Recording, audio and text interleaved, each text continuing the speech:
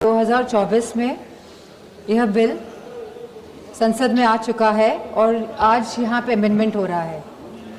2024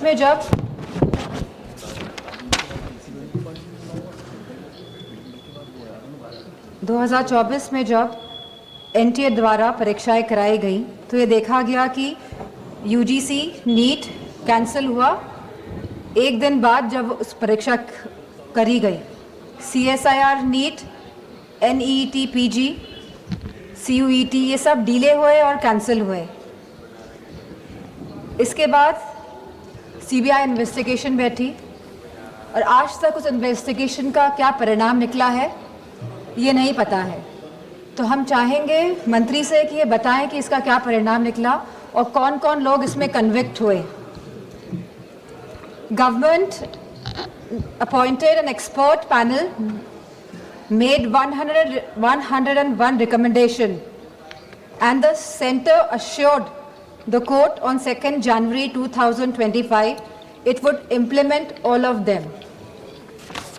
इसके बावजूद भी 3 मई 2026 को नीट की परीक्षाएं हुई,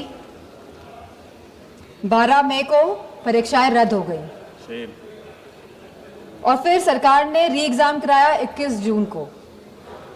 लेकिन सवाल इस बात का है कि जब 2024 में कानून बिल पास हो गया था तभी भी ये लीकेज क्यों हुई।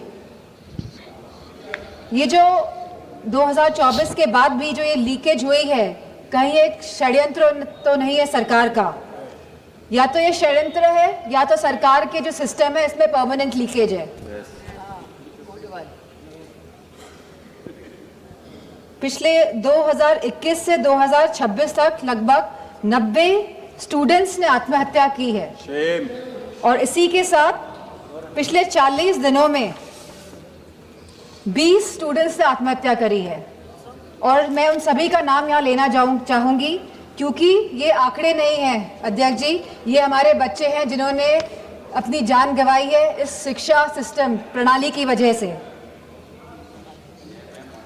इनका नाम है चंचल भारती जी, जो ये अब हमारे बीच में नहीं रहे हैं बच्चे, ऋतिक मिश्रा जी, प्रदीप कुमार जी, आकांक्षा चतुर्वेदी जी, शेख सना जी, S Gopika ji, C Vidyanand ji, Simran, are रोशनी, सुशील ढांगे, सिद्धार्थ हेगड़े, अनु कीरथना, भाग्यश्री, अनिष्का पांडे, उमेश माली, रेनू मीना, रिया कुमारी थापा, शिवानी यादव, रीमा बेगम, मैथैली अशोक सोनावने। आज हम सब इसी के साथ सलाम करते हैं, सराहना करते हैं, प्रशंसा करते हैं हमारे युवाओं की, हमारे छात्रों की, हमारे जेनजी की, उनकी हौसले की, उनकी हिम्मत की, जो इस शासन से, इस प्रशासन से डरे नहीं, जिन्होंने मुकाबला किया अहंकारी सरकार के आगे। ये पूरा जंतर मंतर का जो आंदोलन है ये पिछले 1 महीने से ज़्यादा से चल रहा था और बहुत ही शांतिपूर्ण तरीके से चल रहा था। हर स्टेट से बच्चे आ रहे थे, जा रहे थे। 16 तारीख को इसमें अनशन भी करा गया, लगभग 37 स्टूडेंट्स अनशन पे बैठे और इसी के साथ सोनम वांगचुक जी भी इस अनशन पे बैठे। बहुत ही शांतिपूर्ण तरीके से पूरा आंदोलन चल रहा था।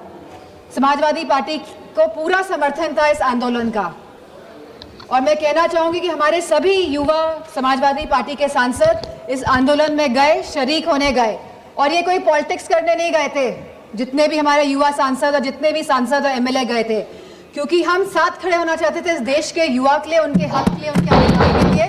इसीलिए हम सब जंतर मंतर पहुंचे। 18 जून को मैं भी जंतर मंतर गई, वहां पे सोनम वांगचुक जी से मिली जो आंदोलन में बैठे थे, जो बिना कुछ खाए पिए, जहां उनको 16 दिन हो गए थे, अनशन पे बैठे हुए थे सभी बच्चे और सोनम वांगचुक जी। लेकिन 18 जुलाई को सरकार ने क्या किया? सवाल इस बात का है, जो लोग अहिंसा के साथ बैठे हुए थे, जो लोग गांधी जी के विचारों के साथ सत्य और अहिंसा की लड़ाई लड़ रहे थे, उनको आप लोगों ने सफेद कफन पहनाने का काम किया। 18 तारीख को आप लोगों ने उनको कफन पहनाने का काम किया और गांधी जी के विचारों को आप लोगों ने कहीं ना कहीं कफन पहनाने का काम किया। इस देश में लोकतंत्र तो है, लेकिन वाकई में क्या स्वतंत्रता है? सवाल इस बात का है आज।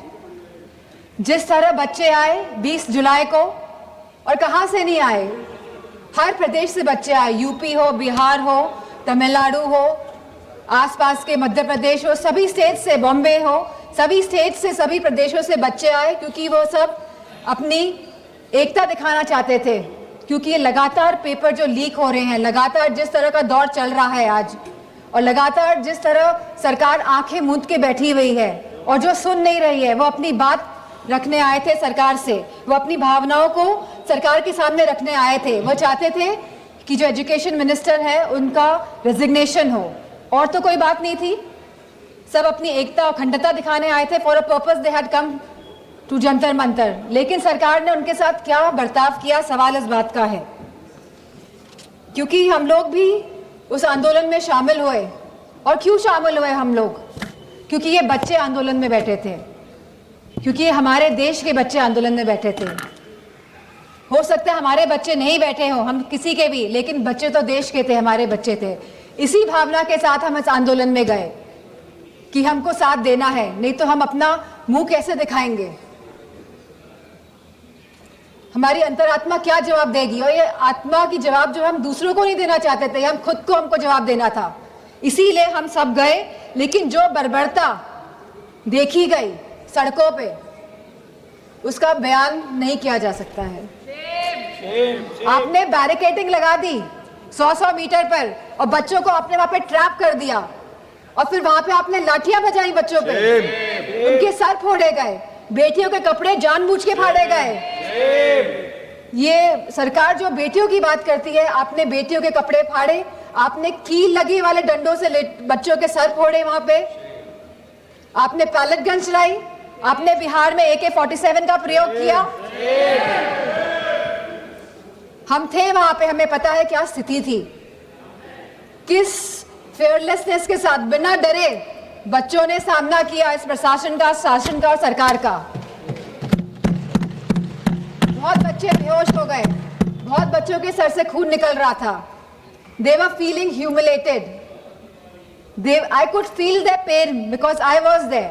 और मैं समझती हूँ जितने भी लोगों ने, जितनी भी माताओं ने, और मैं समझती हूँ पुरुषों ने भी ये रील्स देखी है इंस्टाग्राम में, सोशल मीडिया के माध्यम से, जो भारतीय जनता पार्टी के लोग छुपा नहीं पाए अपनी गोदी मीडिया द्वारा।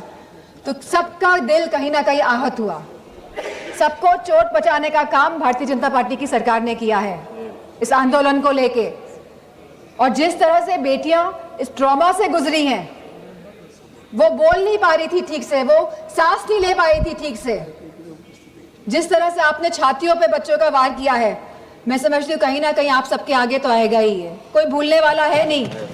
यहाँ पे लोग इमरजेंसी की बात करते हैं, 50 साल पहले इमरजेंसी लगी थी और आज भी इमरजेंसी की बात होती है। लेकिन इमरजेंसी अगर वाकई में आप लोगों को देखनी थी तो आप आते हो सड़कों में, देखते कि इमरजेंसी क्या होती है। जहाँ बच्चे खून पसीना बहा रहे थे सड़कों पे, वहां पे आप सब लोग बहुत ही महफूज तरीके से बैठे हुए थे संसद के अंदर। और यहाँ पे बहुत सारे सांसद जो पता नहीं क्या क्या बयान दे रहे हैं बच्चों के लिए, अभद्र भाषा का प्रयोग कर रहे हैं। और साथ में एक सांसद तो आए थे, कह रहे थे कि बहुत ही अराजक तत्व थे। क्या आप हमारे बच्चों को अब अराजक तत्व कहेंगे?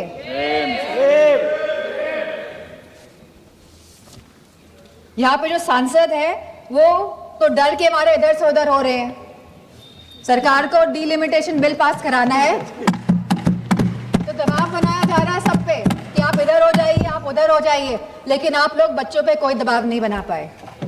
और हमें बहुत फक्र है इस बात का कि हमारे बच्चे झुके नहीं आपके आगे, इस सरकार के आगे नतमस्तक नहीं हुए। आप लोग तो अमेरिका वालों के सामने नतमस्तक होके आ गए।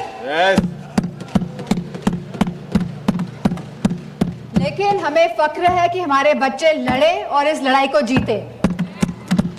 और मुझे खुशी इस बात की है कि समाजवादी पार्टी पूरी तरह से यूथ के साथ, छात्रों के साथ खड़ी रही और आगे भी हमेशा खड़ी दिखाई देगी।